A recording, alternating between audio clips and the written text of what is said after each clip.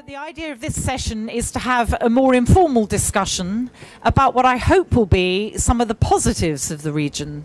And it's not that we've only looked at the negatives, but understandably, we have been focusing on the threats and the risks to come across the whole, particularly Middle East, North Africa region, which is the region I focus on. And I work particularly on North Africa. And I have to say, if you go to places like Morocco, and fingers crossed, Tunisia, things are not all bad. People are actually very keen to move on. And one of the things they've understood is that it's economics, social integration, cultural issues, and creating some kind of dynamism out of the energy, which is already there. They're already dynamic, of the younger population. So we have an honored guest here who's got to leave in 10 minutes. So I will briefly introduce, if you like, the framework of what I think we should be looking at here by saying I'm not very East North Africa region. I would say, on average, 99.9999% of people are not members of ISIL. So why is it we spend 99.999% of our attention on the 0.00001% who are members of ISIL? Because we're not paying enough attention to those who may have been very visible back in 2011. Some went on the streets. Some actually have very productively tried to put together some startup companies. They're exploring new ways of training, educating. In my life, every time I used to go to Morocco, I used to have to switch automatiquement au français parce que personne parlait l'anglais. Now, the moment they detect mon petit accent britannique, they immediately say, oh, you speak English. And there are many, many people, all under 30, I would say, who speak fluent English. And even the Algerians make jokes about being, if anyone speaks French, analphabète trilingue. Je me défends ni en français, ni en arabe, ni en kabyle. In other words, they are illiterate, so they say, in 3 languages. You know, they can't speak Arabic, they can't speak French, and they can't speak Berber. But they are learning English, because English is not for us in Britain, not for the US. English is the language of international business, commerce, interactions. Now, having said I won't say any more for now, I would like to introduce, because unfortunately he and his wife have to go to another appointment, but he was very keen to say something. So do we have the roving mic? Roving mic? You had a mic. No, where's it gone? Bring back the mic for Mr. Chris Gaunt, who is chairman of the British Chamber of Commerce in Turkey, who'd like to say something about the superb positives of this region and the opportunities, I hope. Yeah, thank you, Claire. I can't quite live up to the academic qualification and experience that you've had in this part of the world, but from a business perspective, I do think I have a lot of experience, having worked for Coca-Cola for 20 years and for the last 15 years responsible for Central Asia, the Middle East and across to Pakistan. So I know a little bit about the region from a business perspective. As chairman of the British Chamber of Commerce here in Turkey, I'd just like to explain a little bit about what our role is in building bilateral trade and investment between professionals who advise British companies on business opportunities in Turkey. We also do matchmaking, and we organise events between UK and Turkey. We also are responsible for missions coming out from UK that are organised by UKTI. UKTI is UK Trade and Industry. So we have a very vibrant calendar, and it's been growing for the last 3 years. So if you think about the appetite for Turkey from UK, it's still very strong. We do have a difficult region, there's no doubt about that, and politically, geopolitically, it's still very unstable. But in the middle of all that, Turkey is stable, and this is where we see the platform to build future relationships into the region, particularly into North Africa and the Middle East. As we all know, inshallah, the problems in Iraq and Syria will end, hopefully sooner rather than later, but they will end. and they'll create even more opportunity. If the Iranians are true to their word and they want to open their market, that offers another big opportunity for British business. Now, where is the best place to be located when these opportunities start? Here in Turkey. Turkey's got a history of trading in the region for thousands of years. Nobody knows how to do business better in this particular region than Turkish businessmen. And that's something that we promote very, very strongly.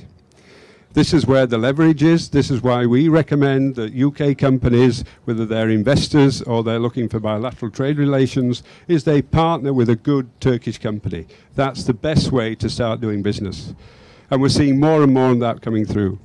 When it comes to investment, UK is the biggest investor in Turkey. Investment from Turkey into UK is very small, in fact minute. But the door is opening. We saw a massive investment in UK last year when the Ülker Group bought our famous digestive biscuit company, United Biscuits. Now that was a 2.8 billion transaction. Yeah.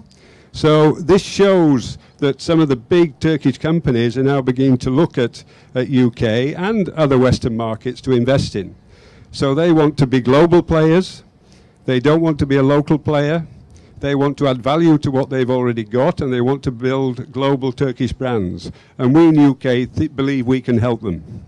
So that's another opportunity that we look at. I was at the B20 in Paris, when was it, 2 weeks ago now. Turkey is obviously in the presidency for the G20 this year. And there's a lot of good things being said at the meetings that I attended, all very positive. So when we look at the medium and long term for Turkey, the economic growth, its regional geopolitical influence, we still believe it's very strong. And we want to build on that and ensure that UK gets its market share of that opportunity. And that's what our role is at the BCCT. Now, we're not working alone. We're part of a bigger team, which includes the British Consulate and the British Embassy in Ankara, because there's a UKTI team here also. Now, we are a subcontractor to UKTI to deliver services. So we have a direct link into government through UKTI to enable us to network at both ends of the pipeline. So I won't say any more. I think I've said enough. That's great. We do have to go to an iftar at the consulate, so I do have to leave. But if anybody wants to contact me at any time, I know has my contact details, so you are free to do so. But we look at Turkey as one of our priority markets in terms of doing business. We see it as the stepping stone, the platform to do business in the region, particularly in Central Asia. So we're positive about it, and we will get over these local problems. They will end eventually, and it'll move forward. Thank you very much. Thank you. Lovely. Thank you. Thank you very much, and I'm sorry you won't be staying on with us for Q&A, but I'm sure everyone can get hold of you. I was going to say, I've got your email address now. I'll send them on a postcard here. Excellent. Thank you. Now, for the rest of the evening until dinner, I was hoping we could focus in on the relationship between Turkey and the region, because to extend on what's just been said about UK investment, before coming here, I read an article in the British Law, or I should say English, there isn't such a thing as British Law, English Law Gazette, where a number of commercial lawyers in Britain were interviewed, and those who've set up offices here say, our investment or our presence is actually because from Turkey in less than 4 hours, you can reach, or flights lasting just over 4 hours, you can reach markets of a total of 1.5 billion people in Europe, obviously, the whole of the European Union, but in Central Asia and the Middle East and North Africa, and markets which they've estimated to be 25 trillion pounds, that's pounds not dollars, worth of business. So there is some merit in looking at Turkey as a platform elsewhere in the region for external investors. But I think it would be good if we could focus on what's in it for Turkey now to be investing elsewhere in the region, given what we've heard already about the difficulties further south. It did strike me one of the positives is the amount of trade and investment going on in North Africa, for example. I think we touched on this slightly earlier. But did you know trade relations with Algeria are over $5 billion a year? With Morocco, it's just over, trade is just over $1 billion a year.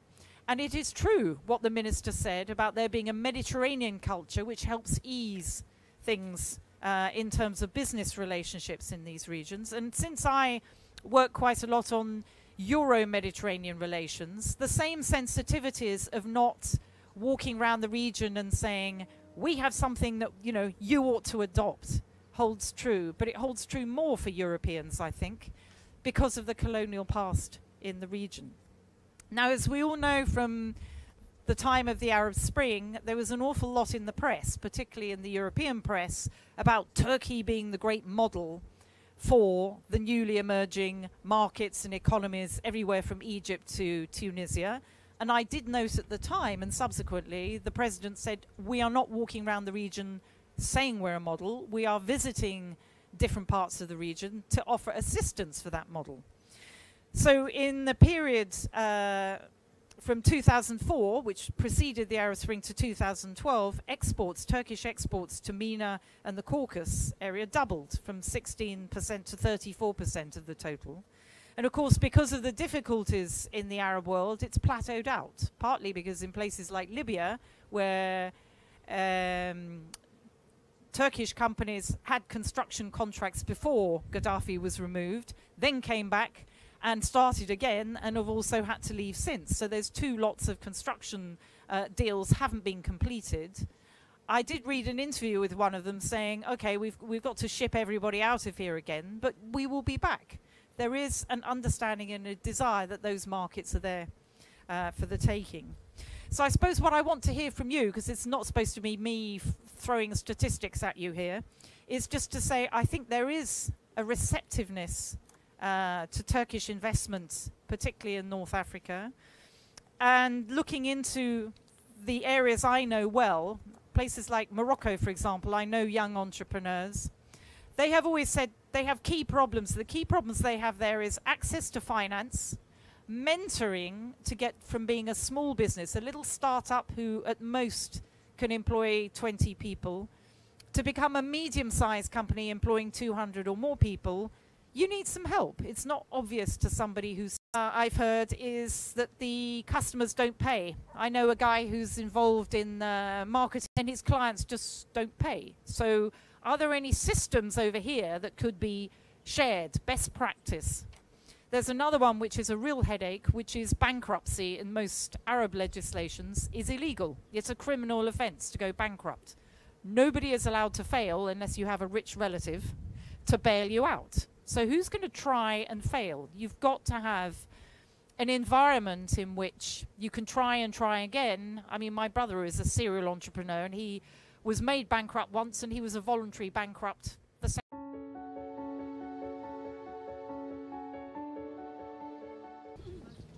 Should I go first?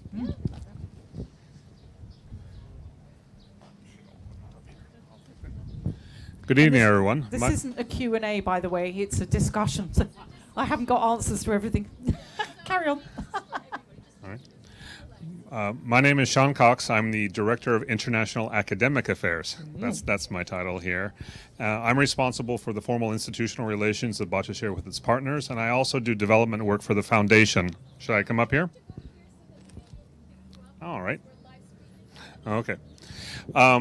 You mentioned our Syrian University Initiative. The Syrian University Initiative that we have as an institution goes hand in hand with our development overall globally as an institution. As some of you who work for us know, that Bahçeşehir University is Turkey's largest private educational provider, and this year we became Europe's largest private educational provider. We're the only educational institution that operates both within Turkey and outside of Turkey. We have more than 130,000 students in our organizations at the K through 12 level, in test prep centers that are changing over to prep We have a university in Washington, D.C. We have a university in Berlin. We have a new medical school in Batumi. We have campuses in other locations in California, in Canada, and in Germany, in Italy, and in Hong Kong as well. We're currently negotiating with the governments of Morocco, and I think, Burhan, you're taking care of that, aren't you, with our work in Morocco, and with the governments of Djibouti to open up schools in these locations as well. It's part of our global international network, and it's part of Turkey's soft power as well, is to spread educational opportunity in the region. One of the initiatives that was announced last fall by the chairman and founder of our organization was the creation of a Syrian university, which after a couple of drafts of the proposal and the budget ended up being called the Middle East Peace University. We have been working diligently over the past 6 or 7 months to secure funding and to work with the government of Turkey to establish this institution. Current plans have it being established in the Hatay province in southern Turkey, and if we can get the funding fully in place, we're planning on making the announcement during the G20 summit in Antalya in November. And actually, Burhan, you as well have been quite involved with this. Burhan Korolu is the head of our Civilization Studies Center, and he will follow up. He will follow up with this. But in fact, it's been a very interesting process to establish this this institution. Part of the driver behind it, of course, is our mission as an educational institution to provide educational opportunity for as wide a range of students as possible. This follows on a report that was issued by the Institute for International Education last fall that demonstrated there was a significant number of university-eligible students as refugees in Turkey, not just from Syria, but from Iraq and from other Middle Eastern countries that were in conflict, Middle Eastern, North African countries that were in conflict. And the idea was that if we don't provide the opportunity for these students to complete their graduate education, their university education, then we will not have the opportunity to have these students, when they return to their countries, to rebuild them. So we want to be able to provide a foundation for both their education and for rebuilding of their countries when, and it's always a when, the conflicts will end in their countries. So that's what we're doing along those lines. Burhan, would you like to say something now?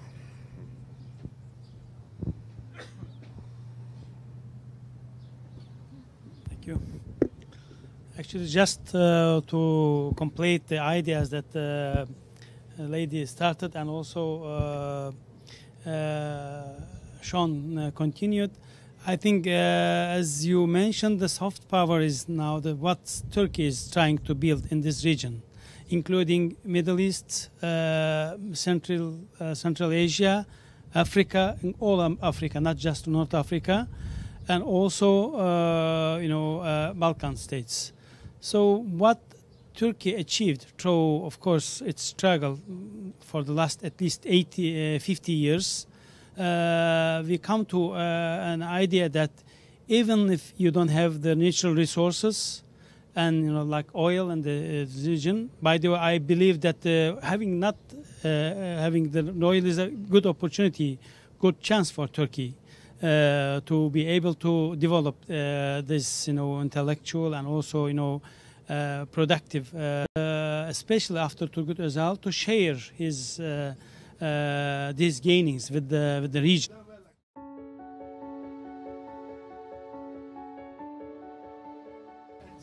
Yeah.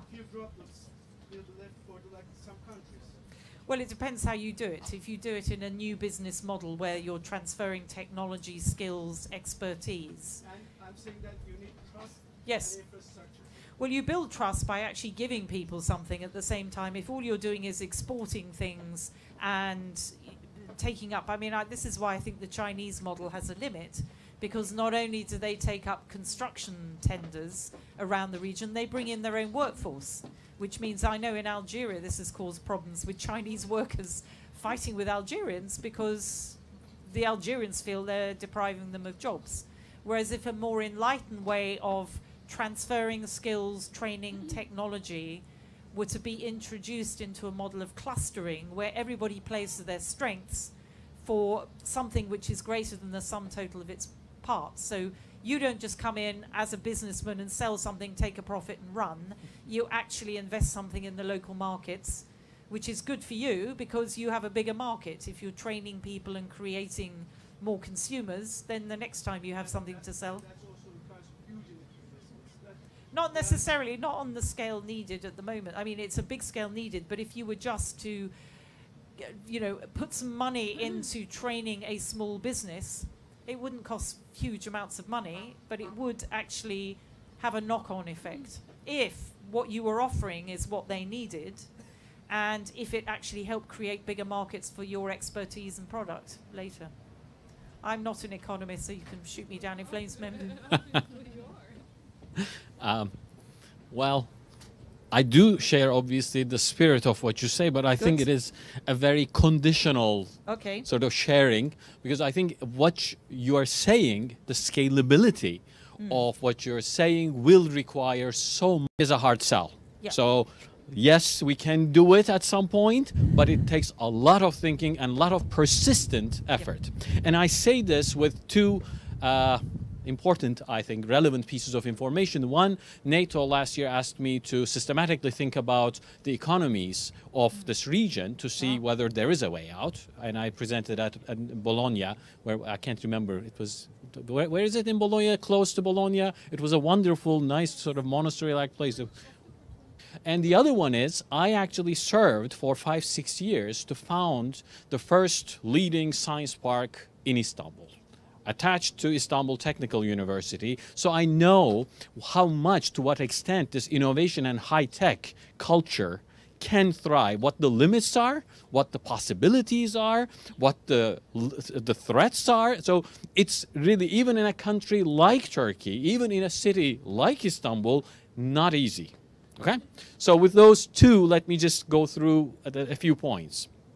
Now, the last I looked at ILO numbers, the percentage of people who are at working age in the MENA region who are actually working. So you look at the 15 to 65 and the number of the percent that is working, that was roughly 17% less than the global average.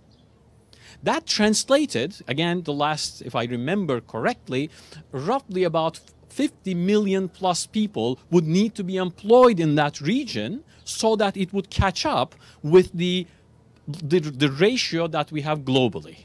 Now that, obviously, you know, we will not achieve that anytime soon, but that is a huge target. That is a huge gap that this region has with the rest of the world. So what do we do about that?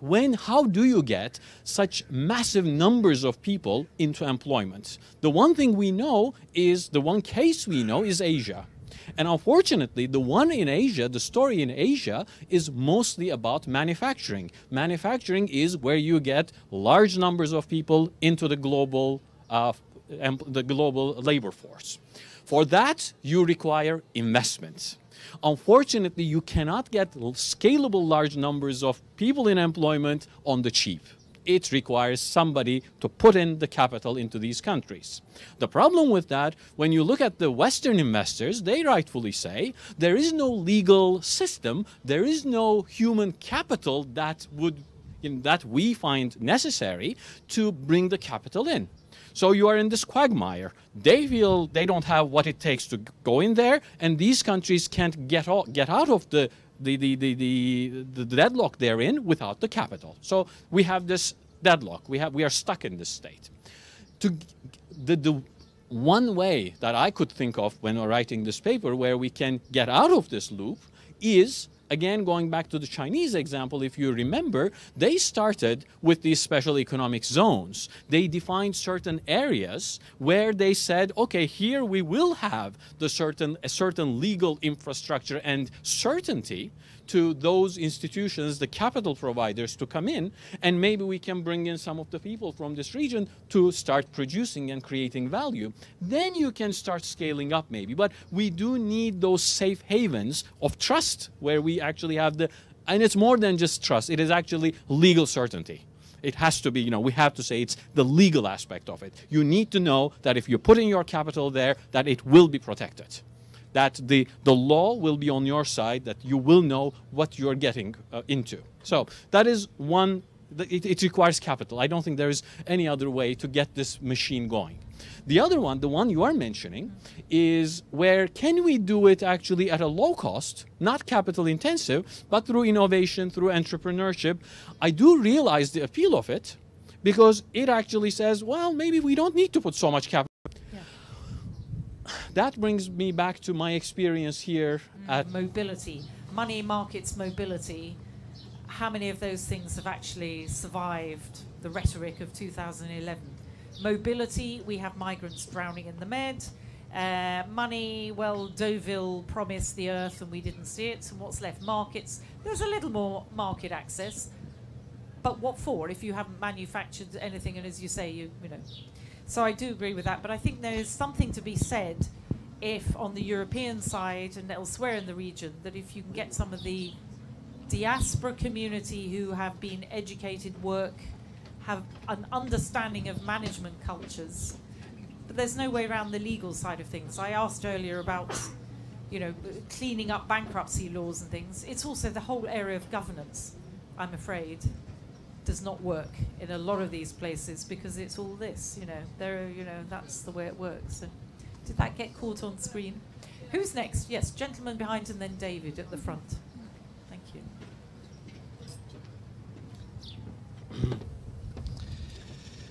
Good evening, ladies and gentlemen.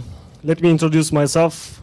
My name is Sarjan. I work in the Prime Minister's Office, Director General of Press and Information. And I think it's the right time to offer my perspective and let the discussion to take a different course.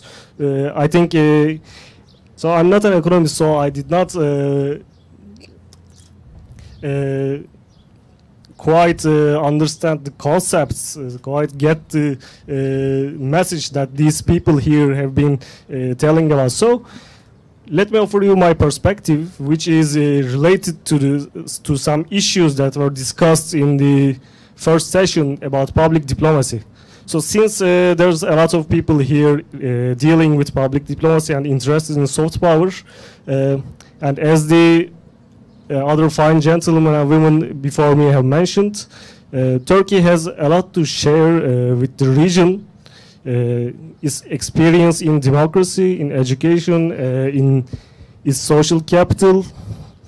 These are all important issues that will contribute to the reconstruction of the region and the development of the region. But I think it's also related to my profession that,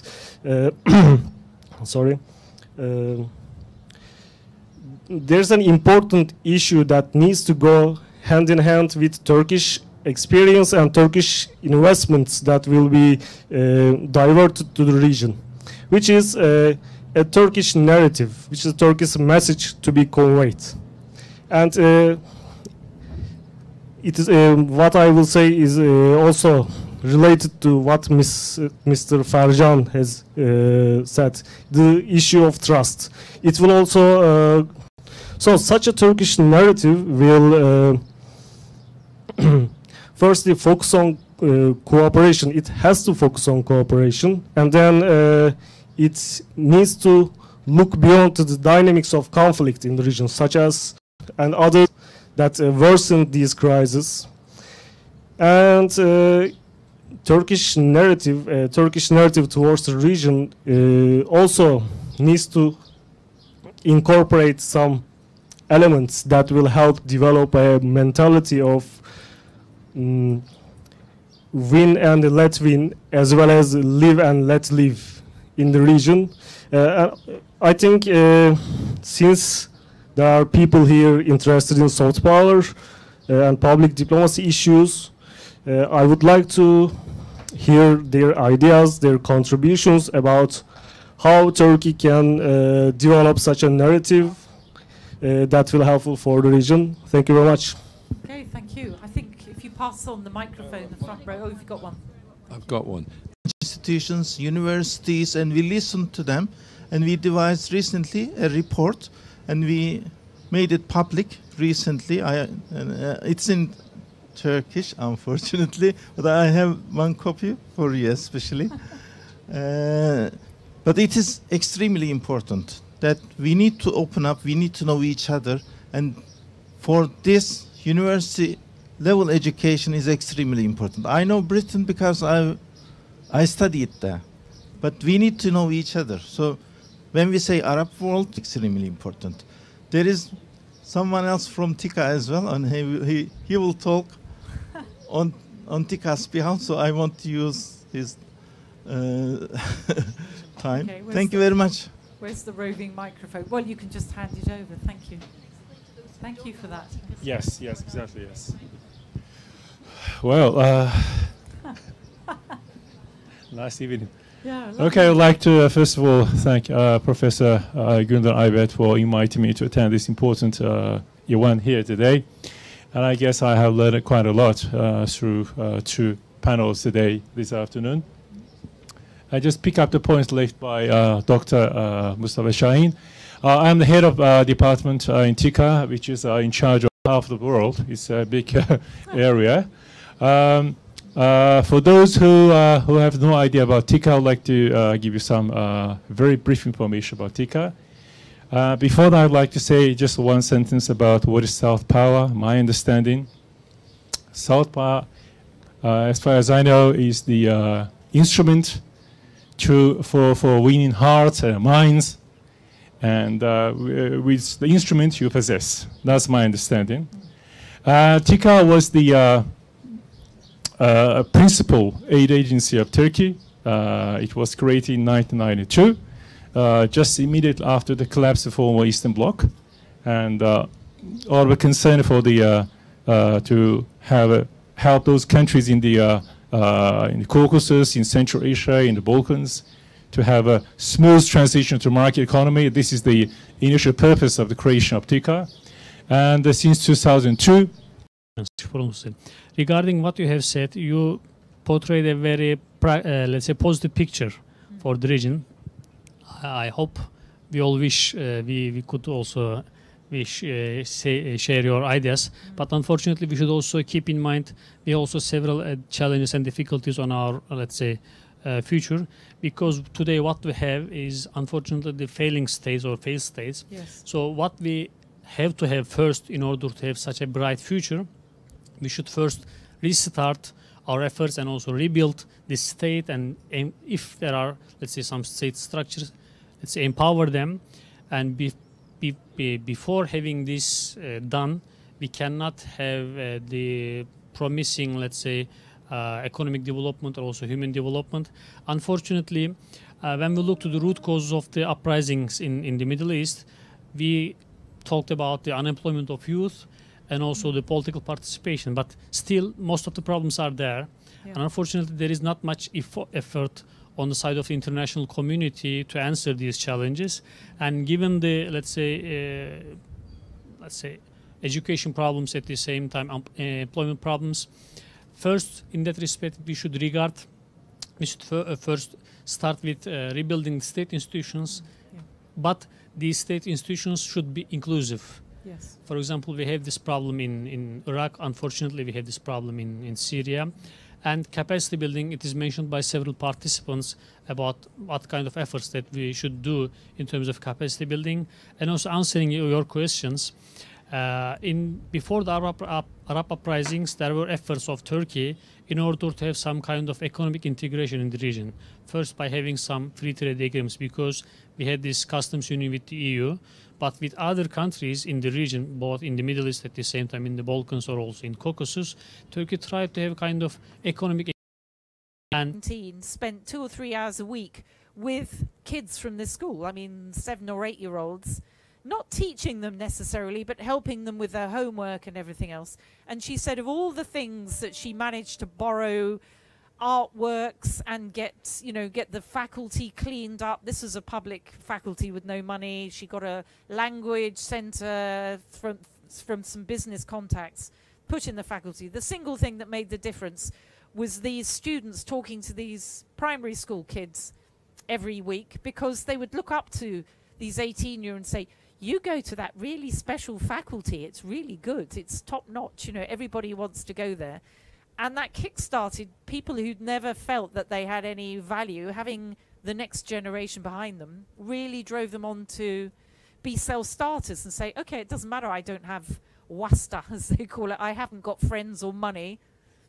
I'm going to make it work. And one of them, on her own, with no connections whatsoever, has managed to get herself an internship in the European Commission, complete with visa, just by pestering and applying for things. So I think you can. I know, look, I'm trying to be super positive here.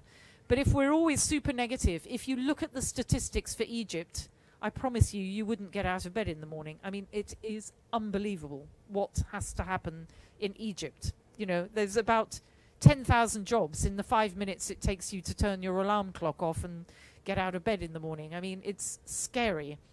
So you can look at the worst case, or you can say, rather than giving up on palliative care, look for accelerators. Look for things that make... Yes, Memdu's agreeing with me now. Good.